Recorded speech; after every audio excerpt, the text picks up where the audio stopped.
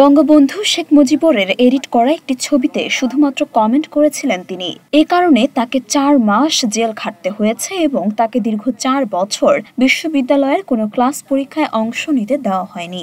এমনই এক অভিযোগ জানালেন নোয়াখালী বিজ্ঞান ও প্রযুক্তি বিশ্ববিদ্যালয়ের আইন বিভাগের 2018-19 সেশনের শিক্ষার্থী ফয়েজ আহমেদ।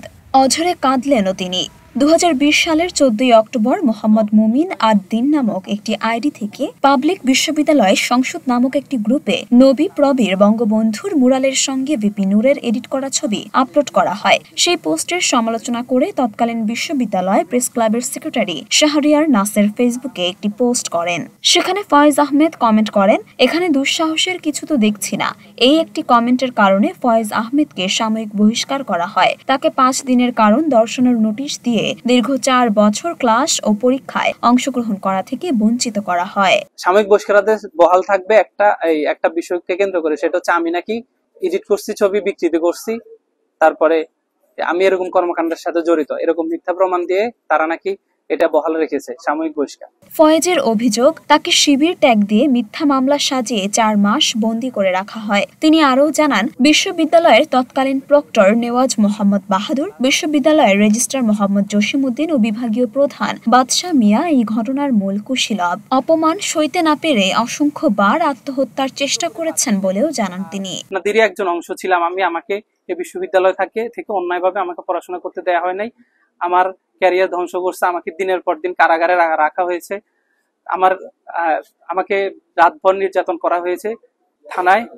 তারপর আমাকে দিনের পর দিন উনি এক দপ্তর থেকে এক দপ্তরে পাঠিয়েছে, আমাকে মানসিক হেনস্থা করছে। আমি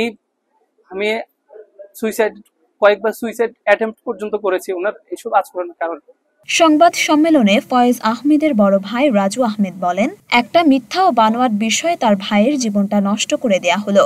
দেশের প্রচলিত আইন অনুযায়ী বিচার হলেও সে ক্লাস পরীক্ষায় ফিরতে পারেনি। শত চেষ্টা করেও পড়ালেখা চালাতে না পেরে ফয়েজকে বিদেশ পাঠিয়ে দেওয়ার সিদ্ধান্ত নিয়েছে তার পরিবার। ওর ক্যারিয়ার তো আমরা তো এই সময়গুলো খুঁজে পাবো না। তাহলে এই প্রথমত হচ্ছে যাদের কারণে যারা জড়িত, আমরা তখন তাদের নামগুলো নিয়ে এসেছি, তাদের সুষ্ঠু বিচার করে তাদেরকে বিচারের আওতায় আনা, এবং ওর যেই জীবনটা ধ্বংস হয়ে গেছে, ধরতে গেলে ওর যে ক্যারিয়ারটা ধ্বংস হয়ে গেছে, এই পুরো ক্যারিয়ারের ও পড়াশোনা করে বের হলে অন্তত ও একটা অবস্থানে যেতে পারতো। এখন যে ওর ক্যারিয়ার যে ক্ষতি হয়েছে, সেই ক্ষতিপূরণটা আমি বিশ্ববিদ্যালয় প্রশাসনের কাছে দাবি করব।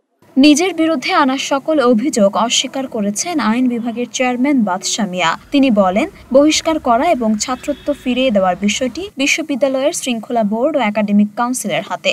সেখানে চেয়ারম্যান হিসেবে ফয়েজের ছাত্রত্ব ফিরিয়ে দেওয়ার দাবি করেছেন বলেও জানান তিনি। ডিসিপ্লিনারি বোর্ড মামলা করছে, শহরের প্রীতম নামে একটা ছেলে, বিশ্ববিদ্যালয় প্রশাসন তাকে বহিষ্কার করছে। তার ক্ষমা চাওয়ার সময় আমি একাডেমিক কাউন্সিলে এটা ফরওয়ার্ড করি। একাডেমিক কাউন্সিল এই মর্মে সিদ্ধান্ত দেয় যে এটা যেহেতু আদালতের বিবেচনাধীন, আদালত থেকে যখন সিদ্ধান্ত আসবে সেই আলোকে আমরা সিদ্ধান্ত নিব। আমার তো দিনের আলোর মতো সব স্পষ্ট যে আমি ওনার বিরুদ্ধে যে অ্যালিগেশন আনছি, বিশ্ববিদ্যালয়ের সাধারণ অসংখ্য স্টুডেন্ট জানে।